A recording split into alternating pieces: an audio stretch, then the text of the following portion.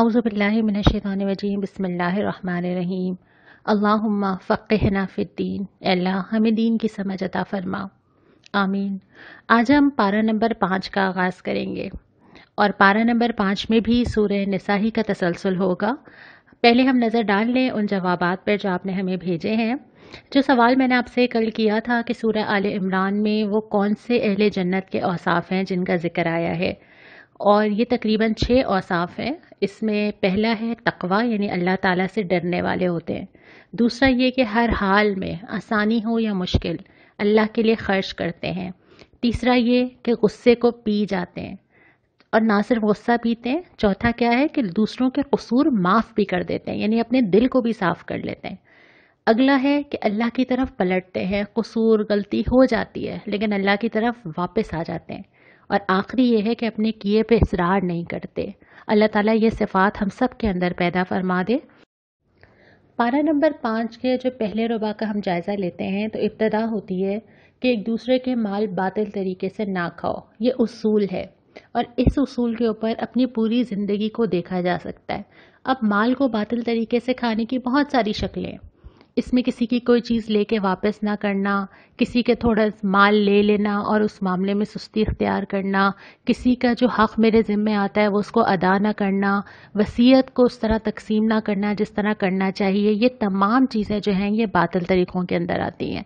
तो जो भी अपना किसी का भी माल बातिल तरीके से खाता है वो गोया अपने पेट को आग से भरता है। उसके बाद जो हिदायत की गई कि बड़े गुनाह से बचो। अगर तुम बड़े गुनाहों से बचोगे तो छोटे छोटे गुनाह अल्लाह ताला साक़ित कर देगा। अब ये बड़े गुनाह क्या हैं? मौलाना मौदूदी ने तफ़हीमुल कुरान में इसको 3 हिस्सों में तकसीम किया है कि 3 चीज़ें हैं जिनकी कैटेगरी में जो चीज़ आती है वो बड़े गुनाह हैं। पहली चीज़ ये कि किसी की हक़ तलफ़ी की जाए, यानी जिसका जो हक़ है वो देने के बजाय उसको मार लिया जाए। कल हमने ये पढ़ा था कि अल्लाह से डरो, जैसे कि डरने का हक़ है, यह अल्लाह का हक़ है। अल्लाह की इबादत की जाए, अल्लाह की अताअत की जाए, अल्लाह के दिए हुए निज़ाम को कायम किया जाए, अल्लाह के भेजे हुए पैगम्बर की अताअत की जाए, अल्लाह की दी हुई किताब की अताअत की जाए। ये तमाम चीज़ें अल्लाह का हक़ हैं। दूसरी चीज़ है इंसानों का हक़ जो अल्लाह ताला ने हम सब के ऊपर रखा है। और तीसरी चीज़ ये है कि अपने नफ्स का हक़, यानी मेरे नफ्स का भी ये हक़ है कि मैं उसको जहन्नुम में जाने से बचाऊँ। और फिर मेरे नफ्स का भी ये हक़ है कि जो अल्लाह ताला ने उसके लिए जो रास्ता बताया मैं उसको उसी रास्ते पे लेके जाऊँ। तो किसी भी किस्म की हक़ तलफ़ी इसके अंदर आती है। दूसरी चीज़ ये है कि अल्लाह से बेखौफ़ी और किब्र को इख्तियार करना, यानी अल्लाह के बजाय किसी और की अताअत करना, अल्लाह के मुकाबले में किसी और को लाके खड़ा कर देना, ख्वाह वो कोई हुकूमत हो, कोई लीडर हो, कोई निज़ाम हो, कुछ भी हो, किसी भी चीज़ को अल्लाह के मुकाबले लाके खड़ा कर देना। और तीसरी चीज़ ये है कि ताल्लुकात और रवाबित। अब तक हमने जितने सिपारे पढ़े हमने बार बार पढ़ा है। रिश्तेदारों से हुस्न सलूक, माँ बाप से हुस्न सलूक, साथ वालों से हुस्न सलूक, मिस्कीनों का ख्याल रखना। तो जो इंसान हमसे जुड़े हुए हैं और जितनी क़ुर्बत और जितना रहम का ताल्लुक़ है उतना ज़्यादा हक़ बढ़ जाते हैं। तो जितने इंसान हमसे जुड़े हुए हैं इनसे ताल्लुक़ात और रवाबित को बिगाड़ा ना जाए, और अगर ऐसा किया जाए तो ये भी बड़े गुनाहों में आता है। तो इन 3 चीज़ों के अंदर बहुत सारी मज़ीद चीज़ें आ जाती हैं जिनसे बचना बहुत ज़रूरी है, क्योंकि छोटे गुनाह तो हमसे हो ही जाते हैं। और उसके बाद ये है कि मर्द औरतों पर कव्वाम है। अभी तक हमें सिर्फ हम छठा हिस्सा कुरान का पढ़ चुके हैं और अब तक जितनी भी आयत आई थी वो अब तक मर्द और औरत की मसावत पर थी। दोनों का पैदा होना, दोनों का इबादत में बराबर होना, दोनों का एक दूसरे पे हक़ होना। सिर्फ ये वाली आयत और एक विरासत की आयत जो अभी इस बारे में हम आएगी, जिसमें थोड़ा थोड़ा वो फ़र्क रखा गया है जिसकी बुनियाद पे आइली निज़ाम चल सके। तो यहाँ पे है कि मर्द औरतों पे कव्वाम है क्योंकि वो अपने माल खर्च करते हैं। उसके बाद फिर अल्लाह ताला ने वही चीज़ दोबारा दोहराई है जो तकरीबन हम हर सिपारे में एक दफ़ा ज़रूर पढ़ते हैं। हमने कल ये पढ़ा था कि तुम वो बेहतरीन उम्मत हो जिसे इस कौम की हिदायत के लिए लाया गया है। और यहाँ पे कहा गया है कि रोज़े क़यामत अल्लाह ताला हर उम्मत से एक गवाह लाएगा। तमाम अंबिया आएंगे, अपनी उम्मत की गवाही देंगे। रसूलुल्लाह सल्लल्लाहु अलैहि वसल्लम आएंगे, अपनी उम्मत के बारे में गवाही देंगे। और नबी करीम सल्लल्लाहु अलैहि वसल्लम के बाद उनकी उम्मत, मैं और आप, हम गवाही देंगे कि हमने उस दीन को लोगों तक किस तरह पहुंचाया। اس کے بعد اللہ رب العالمین نے تیمم کی اجازت دی ہے، یعنی کہ یہ اللہ تعالیٰ کی رحمت ہے کہ بہت سارے ایسے احکامات جن پہ عمل کرنا حالات کے لحاظ سے مشکل ہوتا ہے تو اس کے لیے گنجائشیں نکالی گئی ہیں۔ تو تیمم کی اجازت دی گئی ہے کہ اگر تمہیں پانی نہ ملے تو مٹی کو استعمال کر کے طہارت اور وضو حاصل کرو۔ اس کے بعد ایک کلیہ بتا دیا گیا کہ اللہ تعالیٰ دوسرے سارے گناہ تو معاف کر سکتا ہے جس کو چاہتا ہے، لیکن شرک معاف نہیں کرے گا۔ اللہ کے ساتھ کسی کو شریک کرنا، خدائی میں، عبادت میں اللہ کے ساتھ کسی کو شریک کر لیا جائے تو اللہ تعالیٰ کے بالکل اللہ تعالیٰ کے لیے یہ ناقابل معافی جرم ہے۔ ہاں، دوسرے گناہ اگر کوئی ہو جاتے ہیں تو پھر اللہ جسے چاہتا ہے اسے معاف کر دیتا ہے۔ اس کے بعد پارہ نمبر 5 کے دوسرے ربع کے اوپر آ جائیے۔ ابتدا اسی طرح ہوتی ہے کہ اللہ تعالیٰ کی جو آیات نازل کی گئی ہیں ان کے ساتھ جو رویہ رکھا گیا اسی کی بنیاد پہ طے ہوگا کہ آخرت میں کیا معاملہ کیا جائے گا۔ جو اللہ کی راہ پہ چلیں گے جنتیں تیار ہیں، آیات ان کے ساتھ کھڑی ہوں گی، آیات ان کے لیے سفارش کریں گی، اور جو آیات کو پسے پش ڈالیں گے تو قیامت کے دن ان پہ یہ فرد جرم لگائی جائے گی اور قرآن کھڑا ہو جائے گا۔ یہ قرآن ہی میں بتایا گیا ہے کہ قرآن کھڑا ہو جائے گا کہ انہوں نے میری آیات کو پسے پش ڈال دیا تھا۔ اس کے بعد مسلمانوں کو مخاطب کر کے ہدایت کی گئی ہے کہ اے مسلمانوں، اپنی امانتیں اہل امانت کے سپرد کر دو۔ ان امانتوں میں کیا کیا چیزیں آتی ہیں؟ ان میں وہ ساری چیزیں آتی ہیں جو آپ کو کسی بھی فرد کے حوالے کرنی ہو۔ ہم جب لفظ امانت کہتے ہیں تو ہمارے ذہن میں شاید وہ آتا ہے کہ میں نے اپنا زیور کسی کے پاس رکھوا دیا، نہیں، بلکہ آپ کی ہر وہ چیز جو آپ کے لیے قیمتی ہو، اگر آپ اس پہ کسی کو نگران بناتے ہیں تو یہ امانت کا امین بنانا ہے۔ مثال کے طور پہ اگر آپ نے اپنے بچوں کی پرورش کرنی ہے، یا مثال کے طور پہ اگر آپ نے اپنی نسلوں میں دین قائم رکھنا ہے، تو وہ امانت آپ جس عورت کے سپورٹ کریں گے آپ کو یہ دیکھنا ہوگا کہ وہ اہل امانت ہے یا نہیں ہے، کہ اس کے اندر یہ صلاحیت ہے کہ وہ اس امانت کو سنبھال سکے۔ پھر اسی طرح اگر مملکت کی سطح پہ آپ اپنا نظام حکومت کسی کے حوالے کرتے ہیں اور آپ یہ سمجھتے ہیں کہ وہ اسلامی نظام قائم کرے گا، تو پھر یہ آپ کی ذمہ داری ہے کہ آپ دیکھیں کہ آپ جس کو ووٹ دے رہے ہیں کیا وہ واقعتاً اس قابلیت کا یا اللہ سے اس کا ایسا تعلق ہے کہ آپ اسے توقع کر سکیں کہ وہ اللہ کی کتاب کو قائم کرے گا۔ اور یہ امانت دینا جس طرح چھوٹے معاملات میں امانت کی ذمہ داری ہے، ویسی بڑے معاملات میں یہ ذمہ داری بہت زیادہ بڑھ جاتی ہے۔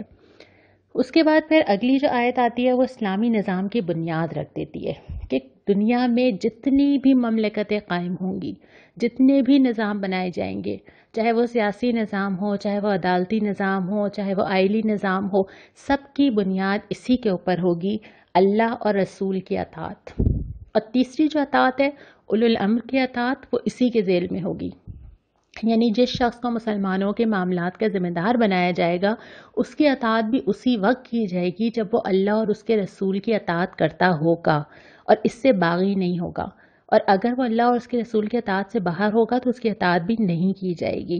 تو یہ جو نقطہ ہے نا، یہ جو ہمارے قرارداد مقاصد کا بھی نقطہ ہے کہ پاکستان میں کوئی قانون اللہ اور اس کے رسول کے حکم سے باہر نہیں بن سکے گا۔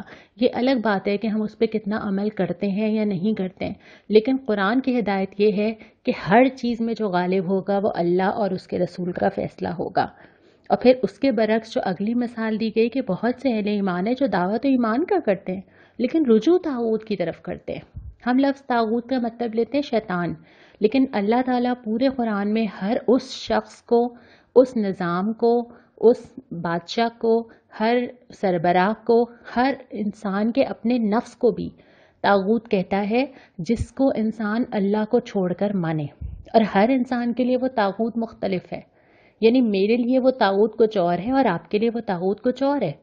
ہم اللہ کو چھوڑ کے جس کی بندگی کرتے ہیں، کبھی کبھی تو اپنی، کبھی کبھی گھر والوں کی، کبھی کبھی شوہر کی، کبھی ماں باپ کی، کہیں حکمرانوں کی، کہیں دوستوں کی، ہم کسی کو بھی لا کر اگر اللہ کے سامنے کھڑا کر دیں اور ہم اللہ کا حکم چھوڑ کے کسی اور کا حکم ماننا شروع کر دیں، وہی طاغوت ہے۔ اور یہ طاغوت ہم سب کے گھروں میں بھی ہو سکتا ہے، نفس میں بھی ہو سکتا ہے، اور پھر یہ عالمی سطح پہ آپ کسی کو بھی دیکھ لیجئے کہ جو اللہ سے بغاوت پر قائم ہے وہ اس طاغوت کی ایک شکل ہے۔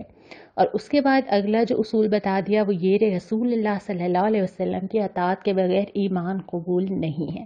رسول کی اطاعت بھی کرنی ہے اور بلا چوچنا کرنی ہے، دل میں کوئی کھٹک، کوئی کسک نہ ہو۔ اس کے بعد ہم آتے ہیں تیسرے ربع کی طرف. اس میں جو ہے وہ منافقین سے معاملہ کرنے کے بارے میں وہی ہدایات ہیں جو ہم نے سورہ بقرہ میں پڑھی تھیں. قتل عمد کا کفارہ ہے کہ اگر غلطی سے قتل ہو جائے تو اس کا کفارہ کیا ہوگا. اللہ کے راہ میں جہاد کرنے والے اور نہ کرنے والے برابر نہیں ہیں. جو اللہ کے لیے وقت دے رہا ہے، جان دے رہا ہے، مال دے رہا ہے، وہ اس درجے پر ہے کہ بیٹھے رہنے والا اس درجے تک نہیں پہنچ سکتا.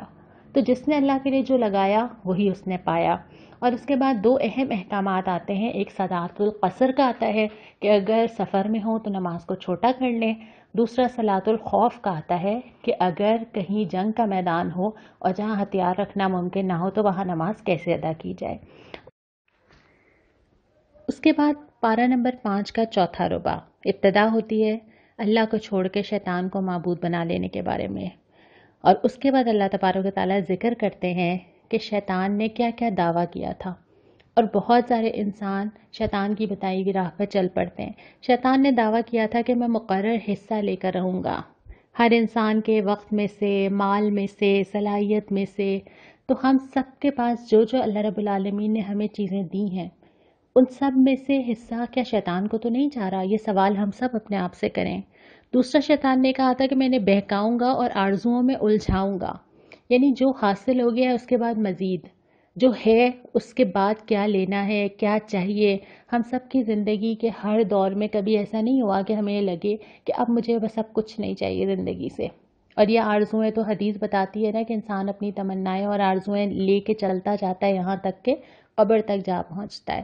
تو ہر وقت انسان کے سامنے ایک فہرست ہوتی ہے کہ اچھا اب میری زندگی میں یہ خواہشات ہیں. تو شیطان نے یہ کہا تھا کہ میں انہیں آرزوؤں میں الجھا دوں گا. پھر یہ کہ میرے حکم سے جانوروں کے کان وہ پھاڑیں گے، یہ اس وقت کا ایک انداز تھا، ایک رواج تھا. اور اس کے بعد یہ کہ میرے حکم سے خدائی ساخت میں رد و بدل کریں گے. اور اس میں دونوں چیزیں شامل ہیں. یہ بھی شامل ہے کہ شکل بگاڑ لی جائے اور یہ بھی شامل ہے کہ اللہ تعالیٰ نے جس چیز کو جیسے پیدا کیا اس کے بجائے اس سے کچھ اور کام لیا جائے. یعنی اگر مرد کو پیدا کیا جن کاموں کے لیے کیا اس کے بجائے اس کی ساخت بدل کے اس سے کچھ اور کام لیے جائیں. عورت کو جس کام کے لیے پیدا کیا اور بتایا گیا کہ تمہارا یہ مقام اور یہ کام ہے اس کے بجائے اس کو کسی اور کام میں لگا دیا جائے. اور یہ ساری چیزیں جن کو اللہ تعالیٰ نے پیدا کیا ان سے وہ کام لینے کے بجائے ان کے لیے کوئی اور رول اگر مقرر کر دیا جائے یہ سب خدائی ساخت میں رد و بدل ہے. اور اس کے بعد پھر ازدواجی معاملات شروع ہوتے ہیں. لیکن یہاں پر بھی دوبارہ وہ سبق دہرایا گیا اور وہ یہ کہ نفس تنگ دلی کی طرف مائل ہو جاتے ہیں. اگر انسان اپنے نفس کے مطابق معاملہ کرے گا نا کہ مجھے کیا پسند ہے، میں کیا چاہتی ہوں، میری حدود کیا ہے، میری ذمہ داری کیا ہے، لائن کھینچی جائے، حقوق و فرائض پہ بحثیں ہوں تو رشتے کبھی نہیں چل سکتے. لہٰذا رشتوں کی بنیاد اگر رکھنی ہے تو تقویٰ چاہیے، اللہ کا خوف اور احسان چاہیے. یعنی اپنے حق میں کبھی کم پہ بھی برداشت کر لینا اور دوسروں کا حق آگے بڑھ کے دے دینا. اگر ہم ان بحثوں میں پڑے رہیں گے جس میں ہم ایک دوسرے کے حقوق و فرائض ہی ناپتے رہیں گے تو رشتے نہیں چلتے. رشتے جو چلتے ہیں نا وہ احسان کے معاملے پہ چلتے ہیں، محبت سے چلتے ہیں، اللہ سے تقویٰ پہ چلتے ہیں. تو یہ وہ بنیاد ہے جو اللہ تعالیٰ نے بار بار ذکر کیا درمیان میں. احکامات بھی دیے ہیں، حقوق و فرائض بھی بتائے ہیں، لیکن ساتھ ساتھ یہ تلقین بھی کی ہے کہ یہ سارے اصول، یہ سارے ضوابط، یہ سارے احکامات دھرے کے دھرے رہ جائیں گے اگر تمہارے دل میں خوف خدا نہیں ہوگا. تو خوف خدا کی بنیاد پہ ہی یہ تمام چیزیں جو ہیں وہ چل سکتی ہیں. اور آخر میں فرمایا کہ انصاف کے علم بردار بنو، خدا واسطے کے گواہ بنو. تمہیں زمین پہ عدل قائم کرنا ہے، اپنی زندگیوں کے اندر بھی اور اجتماعی حیثیت سے بھی. آج جو جواب آپ مجھے بھیجیں گے وہ یہ ہے کہ طاغوت کسے کہتے ہیں؟ آپ کیا سمجھتے ہیں کہ طاغوت کیا ہے؟ اور ہم اپنی زندگی میں، آپ سب اپنے اپنے بارے میں لکھیں گے، ہم اپنی زندگی میں کس طاغوت کی بندگی کرتے ہیں؟ یعنی ہماری زندگی کا طاغوت کیا ہے؟ اور آج کی جو دعا ہے یہ سورہ آل عمران ہی کی آیت ہے. آیت تو بہت بڑی ہے، میں اس کا ایک ٹکڑا پڑھ کے یہاں پہ اپنی بات کا اختتام کرتی ہوں. ربنا فاغفر لنا ذنوبنا وکفر عنا سیئاتنا وتوفنا مع الابرار. اے اللہ ہم سے جو قصور ہوئے ہیں ان سے درگزر فرما، جو بنائیاں ہم میں ہیں انہیں دور کر دے اور ہمارا خاتمہ نیک لوگوں کے ساتھ کرے. جزاک اللہ.